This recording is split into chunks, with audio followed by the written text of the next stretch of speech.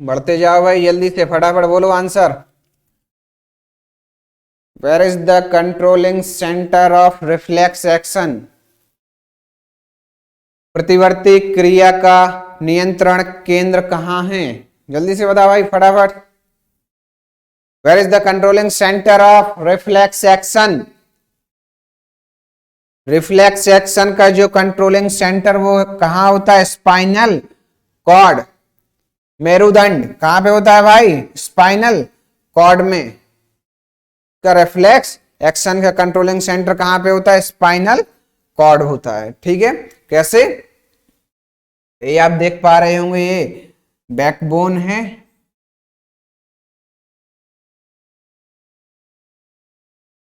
ठीक है।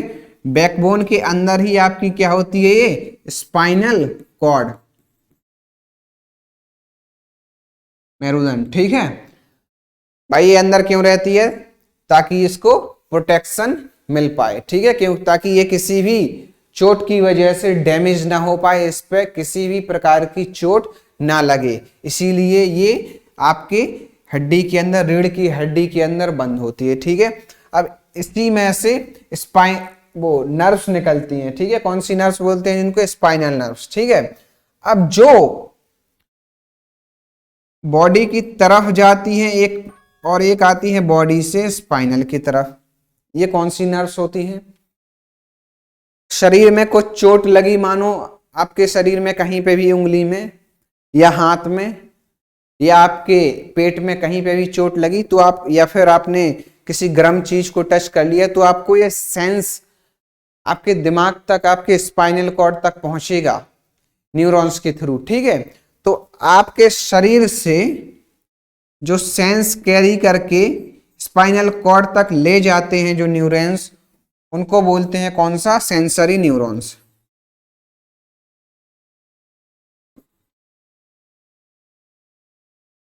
Sensory neurons. ठीक है, अब आपने किसी एक चीज को टच किया और वो गर्म लग रही है आपको, तो भाई जल्दी से तुरंत रिफ्लेक्स एक्शन क्या आता है?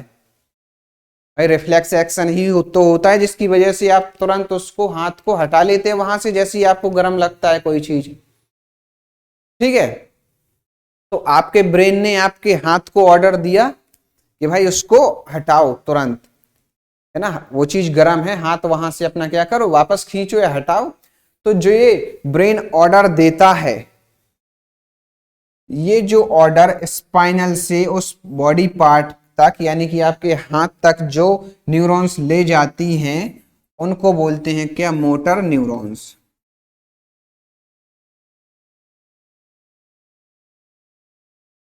क्या बोलते हैं उनको? Motor neurons. यहाँ पे दो तरीके के न्यूरॉन्स की बात की अपन ने, सेंसरी न्यूरॉन्स, ठीक है, और दूसरा मोटर न्यूरॉन्स। ठीक है ना, सेंसरी न्यूरॉन्स वो होती हैं जो सिग्नल को सेंस करती हैं और आपके स्पाइनल कॉर्ड तक पहुंचाती हैं, ब्रेन तक पहुंचाती हैं, और वहां से जो ऑर्डर आता है कि वो चीज ठंडी है, गर्म है, वहां से हाथ हटाना है कि नहीं हटाना है। ठीक है, तो वो कैरी करती हैं जो न्यूरॉन्स, उनको क्या बोलते हैं? Motor neurons. ठीक है, तो ये रिफ्लेक्स की जो बात अपन कर रहे थे, ठीक है, रिफ्लेक्स का कंट्रोलिंग सेंटर जो होता है वो कहाँ होता है? स्पाइनल कॉर्ड होता है। बात समझ में आ गई होगी, ठीक है ना। और यहाँ पे एक्स्ट्रा दो चीजें आपको मोटर न्यूरॉन्स और सेंसरी न्यूरॉन्स के बारे में भी बता दिया है। आगे बढ़े अब अपन नेक्स्ट क्वेश्चन की तरफ।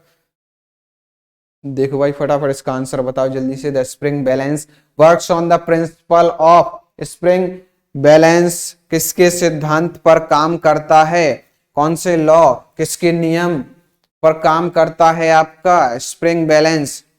भैया स्प्रिंग बैलेंस काम करता है किसके नियम पर? हुक के नियम पर, यानी कि हुक्स लॉ पर बेस्ड है आपका कौन सा बैलेंस? स्प्रिंग बैलेंस, जिसमें आप बात करते होंगे F X equal to minus K x.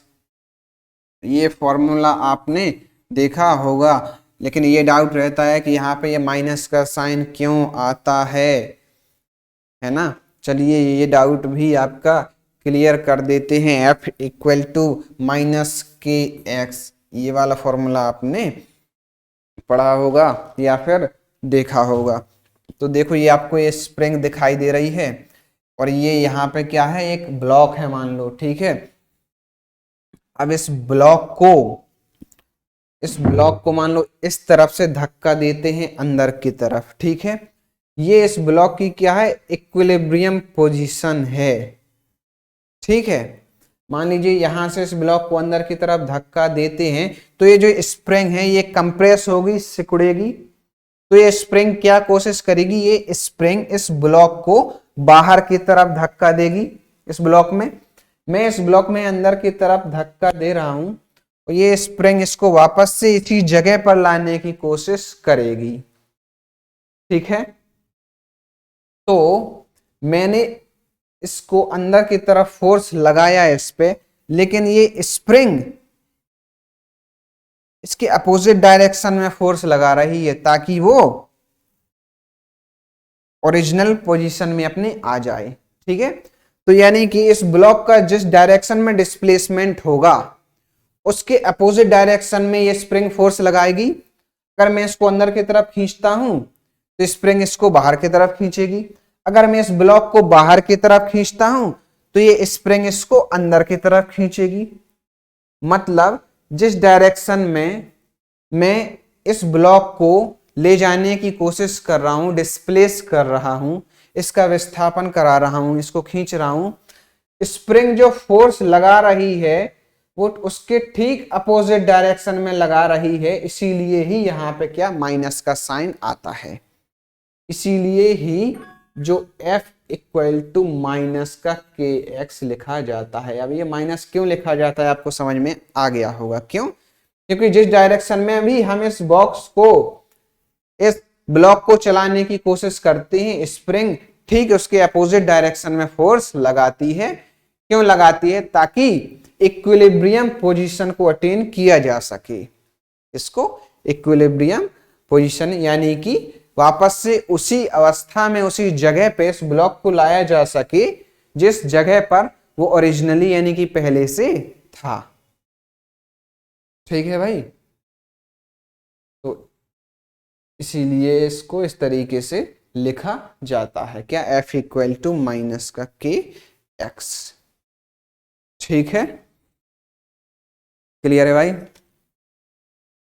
है ना। यहाँ पे अपन ने नियम की बात की कि स्प्रिंग बैलेंस का सिद्धांत किस सिद्धांत पर वो काम करता है, तो भाई हुक्स लॉ के सिद्धांत पर आपका स्प्रिंग बैलेंस काम करता है। Is that okay? क्लियर है भाई? आगे बढ़े नेक्स्ट क्वेश्चन की तरफ। अरे बोलो। देखो जल्दी से फटाफट इसका आंसर बताओ। In which direction does the freely suspended magnetic needle stand? does, ठीक है, स्वतंत्र रूप से निलंबित चुंबकीय सुई किस दिशा में खड़ी होती है? जब भी एक फ्रीली सस्पेंडेड मैग्नेट को आप देखेंगे, ऐसे लटकाएंगे एक चुंबक को, तो वो हमेशा ही किस दिशा में, नॉर्थ साउथ डायरेक्शन में आके रुकेगी। बी ऑप्शन आपका करेक्ट हो जाएगा। क्या होगा भाई? कौन सा ऑप्शन बिल्कुल सही है? हाँ, बी ऑप्शन आपका करेक्ट हो जाएगा। कौन सा? नॉर्थ साउथ डायरेक्शन में आपका रुकेगी। ये है मतलब आपको पता नहीं है, जैसे कुछ आपने एक फ्रीली सस्पेंड किया एक मैग्नेट को, ऐसे लटकाया और जिस डायरेक्शन, मान लो इस दिशा में रुक गई वो, तो आप कंसीडर कर लेंगे ये कौन सा डायरेक्शन है? नॉर्थ साउथ डायरेक्शन में। अगर ये ऐसे रुक गई इस दिशा में तो कंसीडर करेंगे कि ये नॉर्थ साउथ डायरेक्शन में है। ये सेलर्स लोग होते हैं जो बोट पे समंदर में जाते हैं, वो हमेशा इसी डायरेक्शन से, इसी तरीके से, इसी मेथड से ही दिशाओं का ज्ञात करते हैं, डायरेक्शंस का पता लगाते हैं इसी डायरेक्शन से। वो एक ऐसे मैग्नेट करके लटका देते हैं तो उनको एक आइडिया लग जाता है कि क्योंकि ये नीडल हमेशा ही कैसे रुकती है? नॉर्थ साउथ डायरेक्शन में ही रुकती है। यहां से देखिए सिल्क थ्रेड के थ्रू ये डायरेक्शन को, ये मैग्नेट को, बार मैग्नेट को लटकाया गया, कौन से, नॉर्थ साउथ डायरेक्शन में ये रुक गई। ठीक है, तो ये देखिए इसको नॉर्थ साउथ डायरेक्शन दिखा दिया है। ठीक है, अब माना जाता है कि अर्थ में के अंदर भी ये जो लावा होता है मॉल्टन स्टेट्स में, मॉल्टन स्टेट्स में लावा होता है और भी कुछ मेटल्स होते हैं, उसके हिसाब से भी इसमें क्या electric field, sorry magnetic field earth के अंदर भी प्रेजेंट होती है। ठीक है, तो अपनी जो ये अर्थ है, पृथ्वी है, ये खुद से ही एक बहुत बड़ी मैग्नेट की तरह बिहेव करती है, बहुत बड़ी मैग्नेट की तरह बिहेव करती है अपनी ये पृथ्वी। ठीक है, तो अब यहाँ पे देखो इस डायरेक्शन में ये मैग्नेट रुकी हुई है, नॉर्थ साउथ डायरेक्शन में। ठीक है, तो आपको इमेजिन करना पड़ेगा, ये डायरेक्शन में फ्रीली सस्पेंडेड मैग्नेट रुकी है, तो आपके जो अर्थ की पोल्स होंगे, अर्थ के अंदर जो अपन ने एक इमेजिनरी मैग्नेट कंसीडर की हुई है पृथ्वी के अंदर, उसकी डायरेक्शन क्या होगी। तो अर्थ के अंदर जो मैग्नेट होगी उसकी डायरेक्शन, ये मान लो मैंने मैग्नेट बना दी अर्थ के अंदर, तो उसकी डायरेक्शन देखने को या कंसीडर किया जाए तो ये डायरेक्शन आपको अंदाजा लग रहा होगा, कौन सा, नॉर्थ साउथ ईस्ट डायरेक्शन में।